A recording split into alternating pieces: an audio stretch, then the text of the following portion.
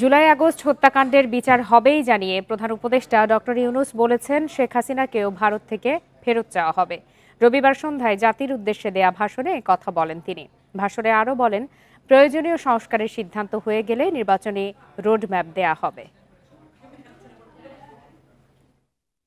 ১০০ দিন পার করেছে অন্তর্বর্তী সরকার। এ উপলক্ষে জাতির উদ্দেশ্যে ভাষণ দেন প্রধান উপদেষ্টা।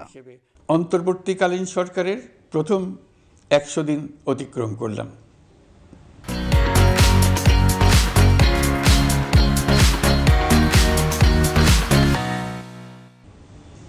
আপনারা জানেন কি কঠিন এক পরিস্থিতিতে আমাদের দায়িত্ব গ্রহণ করতে হয়েছে।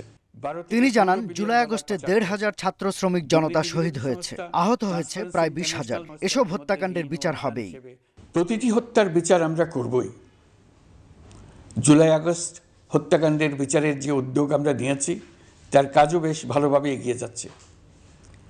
পতিত স্বৈরাচার শেখ হাসিনাকেও আমরা ভারতের কাছ থেকে ফেরত চাইব। কেবল জুলাই আগস্ট হত্যাকাণ্ডই নয়, আমরা গত ১৫ বছরে সব অপকর্মের বিচার করব। প্রধান উপদেষ্টা বলেন, কয়েকদিনের মধ্যে নির্বাচন কমিশন গঠন হয়ে যাবে। তারপর থেকে নির্বাচন আয়োজনের সব দায়িত্ব তাদের। তবে আমরা মনে করি না যে একটা নির্বাচন কমিশন গঠন করে দিলেই নির্বাচন আয়োজনে আমাদের দায়িত্ব শেষ। রাষ্ট্র ব্যবস্থায় সংস্কার আমাদের এই সরকারের অন্যতম অঙ্গীকার। তিনি আরো বলেন, সংস্কার প্রস্তাবগুলো বাস্তবায়নে সরকার কতটুকু সুযোগ পাবে তা নিশ্চিত নয়। তারপরও অত্যাবশ্যকীয় সংস্কার কাজ শেষ করেই কাঙ্ক্ষিত নির্বাচন আয়োজন করা হবে। ততদিন পর্যন্ত ধৈর্য ধরার আহ্বান জানান প্রধান উপদেষ্টা। নির্বাচনের ট্রেন যাত্রা শুরু করেছে, এটা আর থামবে না। কিন্তু যেতে যেতে আমাদের অনেকগুলো কাজ সেরে ফেলতে হবে।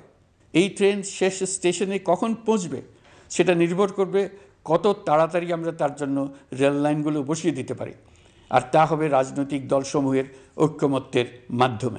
ডক্টর ইউনূস জানান, দুর্নীতি দমন কমিশন গঠনের কাজ প্রায় শেষ পর্যায়ে। দুর্নীতি ও অর্থ পাচারে অভিযুক্ত ১৫০ জনের তালিকা করা হয়েছে। ৭৯ জনের বিরুদ্ধে অনুসন্ধান শুরু হয়েছে। সর্বগ্রাসী দুর্নীতির হাত থেকে দেশের সব খাতকেই রক্ষা করতে আমরা সচেষ্ট হয়েছি। তিনি মন্তব্য করেন, এ সরকারকে ব্যর্থ করার ষড়যন্ত্র চালিয়ে যাচ্ছে একটি মহল।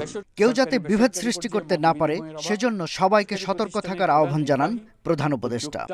সাবধান থাকুন, তাদের সকল হীন প্রচেষ্টাকে আমাদের ঐক্যের মাধ্যমে নস্যাৎ করে দেন। শাহাদাত স্বপন, ইন্ডিপেন্ডেন্ট নিউজ, ঢাকা।